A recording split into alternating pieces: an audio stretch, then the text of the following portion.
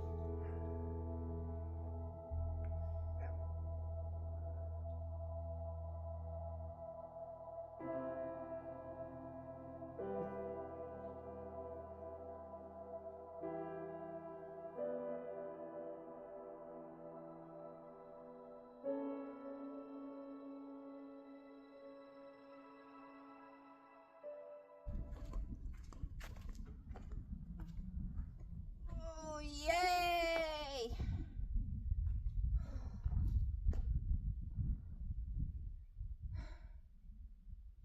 Oh goodness, thank you. Thank you.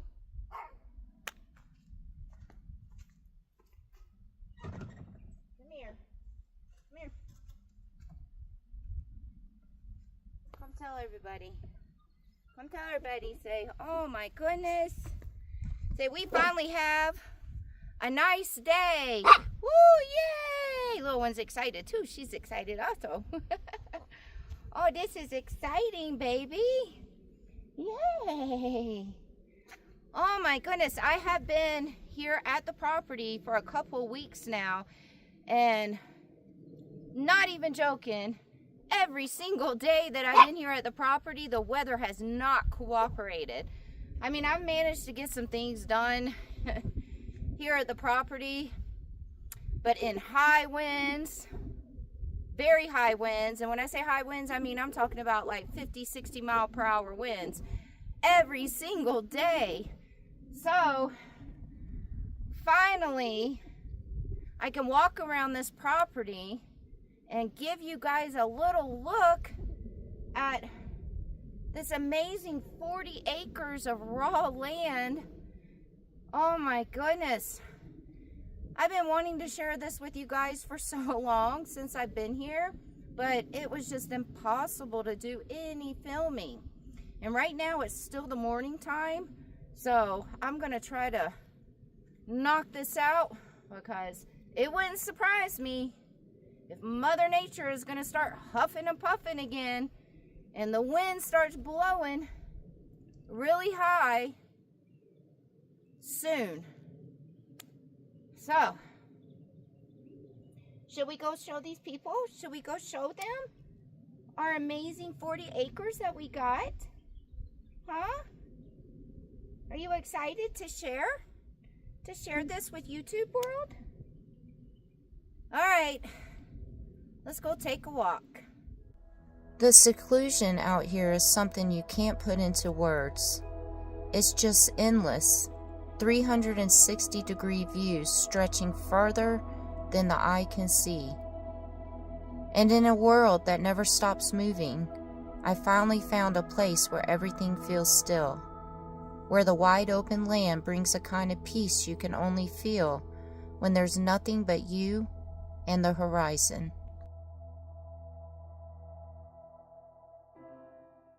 I know what some of you guys are thinking. You are probably like, oh my goodness, is that how it's going to be on the property all the time as high winds? Well, I've already talked to a few locals and some people in this area right here, and they have told me during the springtime, that's when the weather is very temperamental and the wind is really, really bad. But pretty much for the rest of the seasons, The wind does not go on every single day like this. So I am in the high desert, and the elevation where I'm at is almost 7,000 feet. So makes it perfect weather for this time of the year right now. And we're still actually dealing with some nights being in the 20-degree temperatures. Matter of fact, in like 4 days, we have another, I think it's going to be 28 degrees one night in like 4 days. So yeah, during the winter time, we are going to get a lot of snow up here. And I'm excited for that. So excited. I think snow is very beautiful. But I've never lived in snow. So I am nervous about that. And most of the things that I'm trying to get done right now while I'm here is prepare myself to live here during the winter time in the snow. Now, I already showed this in one of my other videos. This was one of the first things that I went and got, was a water tank. And I did only get a 450-gallon water tank. I didn't want to go any bigger right now, because the bigger you go, the more expensive they are. So this was reasonably priced for 450 gallons. And I kind of did the math on how I've been traveling in my Jeeps and my bus, and the amount of water that I use every month in my bus. Right now in my bus, I carry about 27 gallons of water on board on my bus. Those 27 gallons of water can last me pretty much a whole entire month. I mean, you just have to know how to use your water sparingly. And because I'm here now and I'm not traveling anymore and I have the water tank now, I'm still going to be living very minimalist and using my water very sparingly. So with the math that I did, with how many gallons I have on the bus and how much I use every month, this right here should last me for about half of the year. And then I'll have a water delivery place come in and refill it. So ideally, I should only have to get this refilled every once or maybe twice a year. So I'm not going to go crazy using my water just because I have a bigger tank now. And then you got to think, 450 gallons plus 26 gallons or 27 gallons on the bus. So about 475 gallons. Did I do that math right? Yeah. 475 gallons is what I'll have. So, and then as you guys see, this is not a main road that's behind the water tank. We have already made our own little roads going into the property. I did go into this 40 acres with 2 other people, and so we are spread out amongst the property. So each one of us needed to have a driveway to our own little section, our own little area, and then we are going to have a community area, and we wanted a driveway up to that community area. And to be honest with you, the driveway up to the community area kind of just forms off of one of our normal driveways. So yeah, we'll go take a little walk.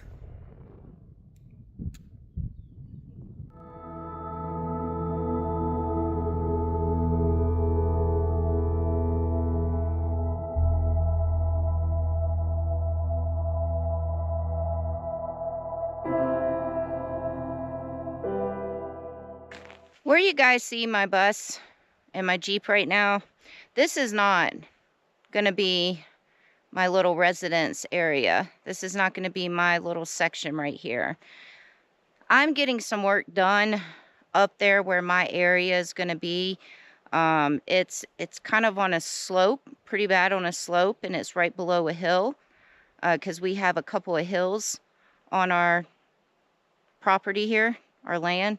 And until I can get that leveled out, get some gravel brought in, then I will move the bus up there and the Jeep and start with my little area. But one of the first things we did when we got to the land, actually, we did this before we even got to the land. I made a couple of phone calls, actually, because I wanted to make sure that once we arrived here, that we knew exactly where our property lines were. So I did some phone calls, and I found this really nice guy that was a land surveyor, and he actually came out here. We just gave him all the information to the property, the parcel number, all that stuff, and he came out here and surveyed the land for us. So meaning he came out here and put these wooden markers with the flag right here around the whole outskirt of our parcel here. And I'm kind of glad that we did this, getting this land surveyor to come mark off our whole entire property, because literally these, we're going to replace these, because by the ways, he said these wooden sticks right here, they only last for like 5 or 6 months. So we are going to get some metal ones and mark off our land, our property now. But this, if you're getting land, it's very smart to do this, because you want to know where your property lines are. And like the county that we're in right now, any structures has to be 50 feet away from our property line. So that was another reason why we did this. And our property, pretty lucky, because everything that surrounds us, literally, is either BLM land or Arizona Trust land. So, that's good. So, this, all this is BLM land right there. So meaning we're not going to have any neighbors moving in here or behind us. So, and that was another thing too, getting this land surveyed, is we didn't know it went back as far as it did. So that was exciting. One of the hills that we have, if we go on top of the hill, we get the best view of an amazing, beautiful sunset every single night. The desert sunsets are my favorite. And if you have followed my channel for a while, then you know I love sunsets. So let's go walk up on one of the hills. So there's one hill right there. And then we have another hill over there that goes all across the whole entire property. And real quick, because this is the desert, we are in the high desert. You guys can see the land a little bit, the dirt. I'll give you an example. Like that. These little prickly things are all over the place. Everywhere. So that's another reason why I'm getting my section cleared out and getting gravel put down, is so I can have a nice big space for little one to run around in and not have to worry about these stickers on the ground. So then where we are at, and I'm not sure if this whole entire state is a free range state. I know like certain states are free range. I know Utah, the whole entire state is free range. I'm not quite sure about Arizona, but pretty much majority of our neighbors that we have, and they're not even close to us by the ways, but in the area, they're all ranchers. And so, meaning there are cows roaming around freely. So meaning eventually, we're gonna have some visitors here at the property, because all over this whole entire property are cow patties. Moo patties. You know, I'm definitely all for the cows being free range. I hate seeing them locked up in these cages and everything at these what are they called, slaughterhouses or whatever. I mean, it's very sad to see the animals like that, but I don't know how I'm gonna feel with them just coming and roaming around our property. I mean, we'll see when that time comes. Right now there are a batch of cows probably about 5 miles down the road, and I feel like they're working their way towards us. So, you know, we plan on doing a greenhouse and doing gardening and stuff. And I know that manure, I don't know about cow patties. So I don't know if the cow patties could be good for like soil and stuff like that. I'm gonna have to do my research and everything when it comes to us doing the gardening. But it's not a nice sight to have cow patties all over the place. But I mean, it's not really bothering me too much. I think basically, you know, like little one and my 2 friends, they have dogs too. Whenever our doggies go do a number 2 outside, we pick up their waste and put it in a bag and throw it away, even on our own land. The main reason we do that is because we don't want flies accumulating around our place. I did that for the last 4.5 years, living on the road. Everywhere that I would be set up camp in nature, free camping in the middle of nowhere, I still picked up my dog's poop. Because like I said, you know, poop just accumulates flies. And whereas all these cow patties that are out here right now, you can definitely tell they're very old, because they're dried up. But when they're fresh, I feel like they're going to bring a lot of flies.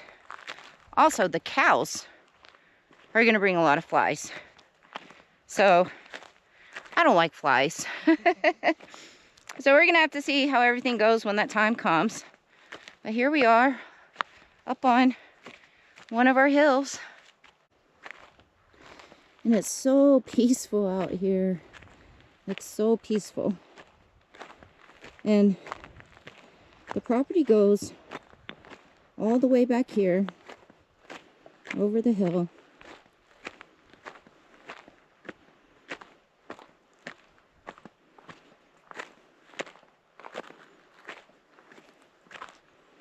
I mean, this would be a cute little area to come set up a tent and have a camping night.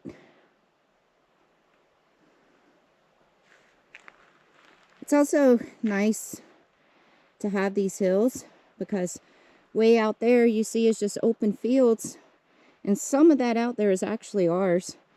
But past it, you know, the big huge open fields. Sit up here one night or evening and hope to see wildlife just running through those open areas. And the wind is starting to pick up now. I knew it. So, I know what some people are thinking. They're probably like, oh, why'd you go with the desert, Sarah?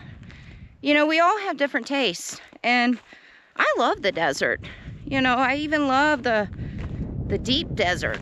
You know, it's, to me, the desert has such a peaceful look to it and feeling.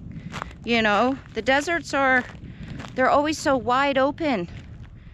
And when you got such wide open spaces, that's wide open views of nature. And then Arizona and New Mexico, those two states have the least restrictions on their lands. Now, each county is a little different in each of the states, but they have the least restrictions. I didn't want to go somewhere and have the government, the county, tell me what I could and could not do on my own land that was mine. I didn't want all these rules. Now, whereas there is a little bit of restrictions here, but not bad like a lot of other states. So it's why I chose Arizona.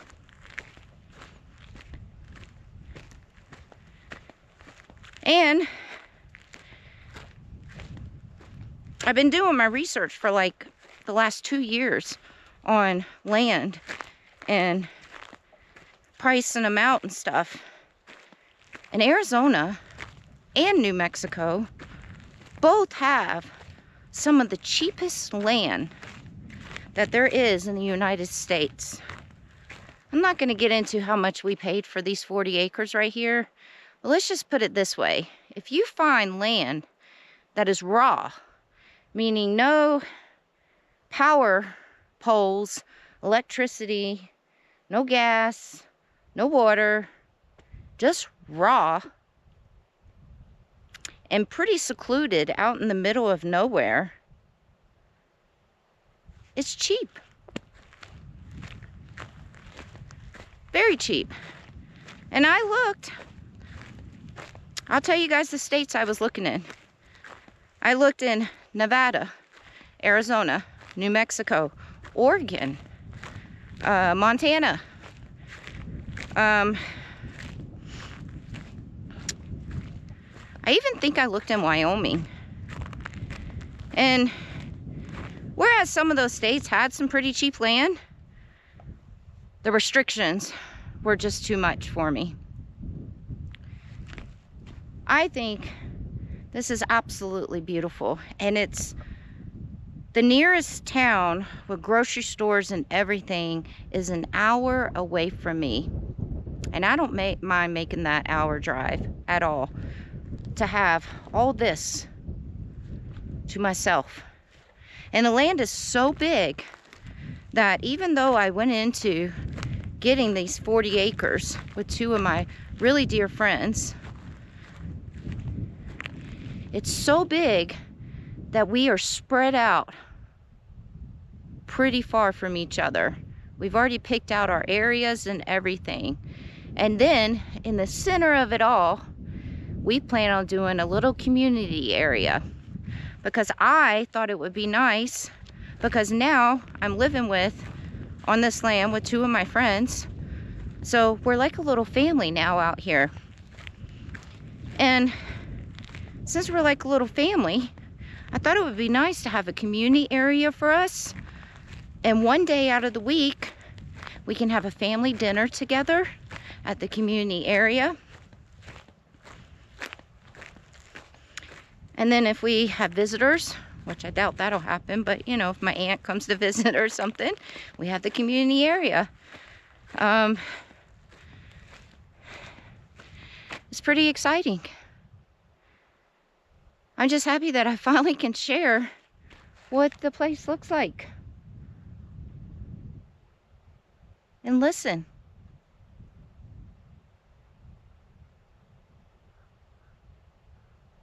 No cars driving by. No people. Just birds chirping. The wind blowing.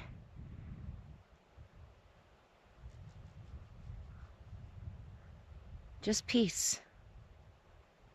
And that's what I want. That was one important thing about this place when looking at properties, is I wanted it to be at least 45 minutes or an hour away from a city. I didn't want any neighbors for miles. And the views, the mountains over there, the hills. And there is a little bit of trees here, just a little bit. We got trees up there on our hill up here.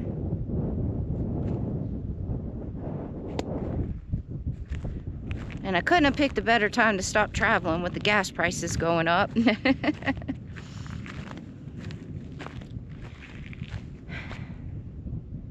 I'm happy. I'm happy. I'm happy for this beautiful, amazing place. I'm happy to start the new journey of living out here. And I'll still be traveling every once in a while. But I'm happy to have this seclusion. This might not be everybody's cup of tea, but it's my cup of tea, and that's all that matters.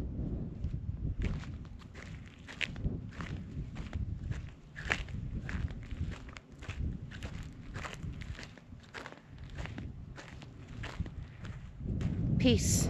Peaceful.